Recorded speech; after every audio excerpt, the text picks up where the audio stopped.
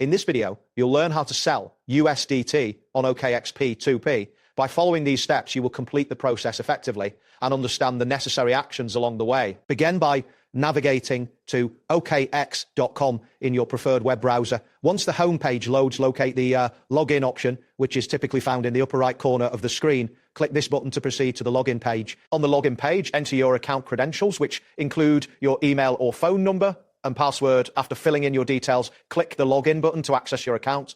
If you have two-factor authentication enabled, follow the prompts to complete the verification process. Once logged in, look for the Buy Crypto option in the main navigation menu at the top of the page. Hover your mouse over this option to reveal a drop-down menu. From this menu, click on P2P Trading. This action will direct you to the P2P Trading interface. In the P2P Trading section, you'll see two tabs, Buy and Sell.